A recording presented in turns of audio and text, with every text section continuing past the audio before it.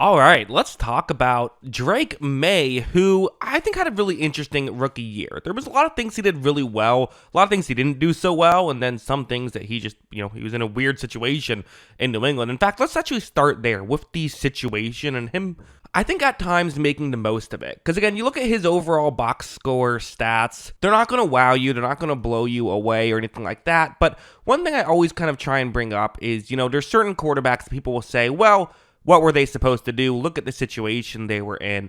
You can't blame them for not working out.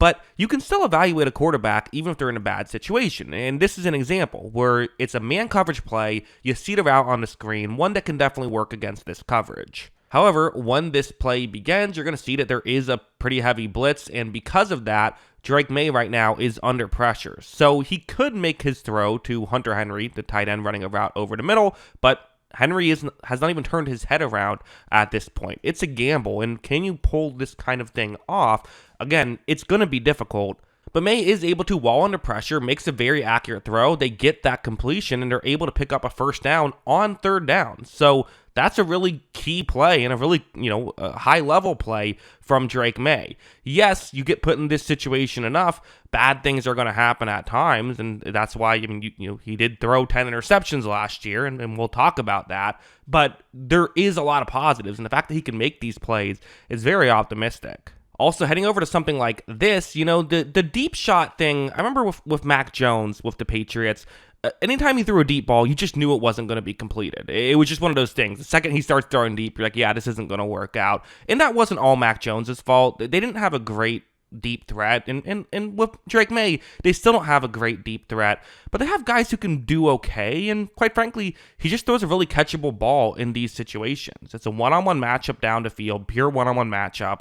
And when this play begins, Maye's going to take the snap and is this open? No, this is not a situation where you have to make the throw because of how open it is. This is simply just a game situation play of, hey, if we have a one-on-one matchup down the field and we don't throw it there, well, then they're just going to do this all game and we won't be able to get anything else going. You have to be able to keep a defense honest, so you can't just let them run this coverage all game. You have to take advantage. As you see, Maye's going to make a beautiful throw, nice catch as well. And I do wonder, with the addition of Stephon Diggs, I think that we could see more of those. Diggs is pretty good at those routes, and I wonder if that's why they decided to go out and get him, try to get nice chemistry going with those two players. I could easily see it happening. Now, it doesn't always work like this one. It's going to be a very similar situation. And Drake Maye in general, it's just worth mentioning, he is a player who gives his receivers a chance, right? That's kind of his philosophy, is he's going to, some quarterbacks don't, especially young quarterbacks,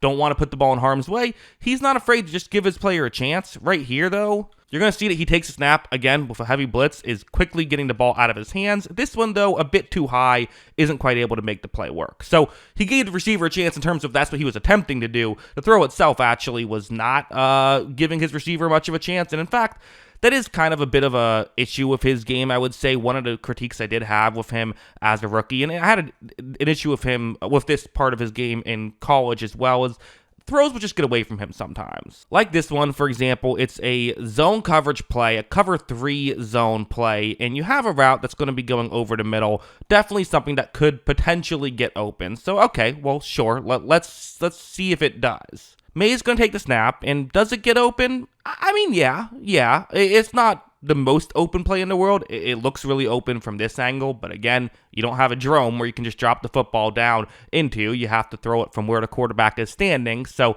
making sure that you deal with the Bills players over the middle and getting it to the receiver you want to get it to. Not the easiest play in the world, but one you should make. In the NFL level, it doesn't get a ton easier than this, to be honest. And there's no getting around it. Maye just missed the throw. I actually made sure I checked the other angle to make sure it wasn't tipped, but no, it was not tipped. And this is something that happens with Maye, is he does not have an 100% hit rate. He will sometimes let a throw get away from him. He's usually pretty good, but just every now and then, I don't know, 1 out of every 15 throws or so, you can just tell maybe he holds onto it a touch too long, and it is incomplete. It's part of his game. And while we're on the negatives, and while I was talking about giving his receiver a chance, this is definitely one of his issues, where this is going to be a man coverage concept, and you see tight end running a route, going to try and get towards the sideline, towards the bottom of the screen, or at least going in that direction. Good route against this coverage, right? For sure. These plays can work. And when this play begins, the Bills are actually a little bit slow in figuring out exactly who needs to be covering who. So because of this, Drake Maye, where he was looking, this is ending up getting pretty significantly open. So again, you totally understand why Maye wants to make this throw.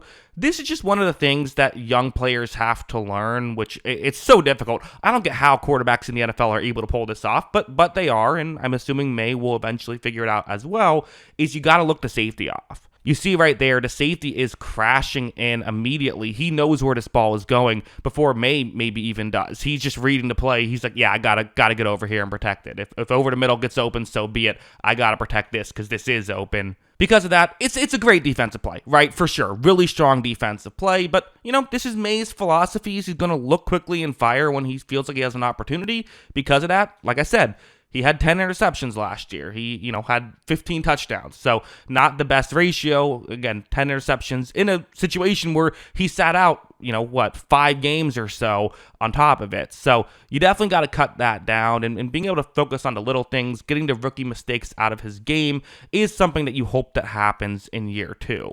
But the flip side is stuff like this. His playmaking was maybe his best attribute last year. So this play, it's a cover 2 zone that the defense is in, but that's not even really the important part of this play. Watch how when Maye takes the snap right here, the defense sort of sold us that they were doing something else, drops back into coverage, but because of this, there's pressure. And to be honest, there was just pressure when they just lined up 4 guys and tried to, just rush, right? They didn't need to send extra or do anything crazy, but here, the kind of the, bit of the chaos works here for the offensive, for the defensive line. Offensive line lets a guy get straight towards Maye, but this is what Maye did a really good job of last year, is when under pressure, being able to still make positive things happen. Watch as he is going to be able to sidestep that pressure, runs forward, and even takes the hit to pick up a first down. That was on 3rd down, and he had to get to the 36-yard line to pick it up, but he takes the hit as well. To be honest, I think he takes a hit too many here and there. I think he needs to be a little bit better at protecting himself, but again, you're a young player, and to some degree, if you're a fan of the Patriots, you want to see him being willing to, on a key 3rd down, take the hit to pick up the first down, right? So, and of course, the fact that he can get around defensive linemen is very impressive. But to me, this play is really where we see some of the Josh Allen type of plays. And listen, he's not quite as big as Josh Allen, doesn't quite have the arm of Josh Allen, but he's still big and has quite the arm, right? So this play, it's going to be a heavy blitz. And you see that when this pressure comes, one guy gets kind of through untouched, but the running back who was supposed to just be sung a play action did a good job picking that up. Nonetheless, Maye is desperately under pressure. The receiver that he's looking towards down the field is, not at this point open, but Maye sees down the field and says, hey, he's gonna cut over the middle. It looks like this could work. Yeah, I'm under pressure, but I trust that I can make an off-balance throw and still make something like this work. That's what he's thinking, and as you see, he's able to pull that off. And when you have that kind of thing, this is why you get drafted with pick number 3. And let's not forget, he was the consensus number 2 overall player on the big board. Jaden Daniels just ended up getting selected ahead of him. And okay, Commanders don't feel bad about that decision, but ultimately, this is what people like about Drake Maye, and this is what I like about Drake Maye, why I still think that he is going to ultimately work. Will it be next year? Will it be the year after? We'll see, right? Because there are still some of those rookie mistakes, and you still would like to see him be a bit more consistent when it comes to accuracy, but man, can he make some difficult throws, and you know what? If you can make those difficult throws, there will be a place in the league for you for a while. So at least that's what I think. What do you think? Let me know in the comments below. Always love hearing from ya. And of course, as always, thanks for watching.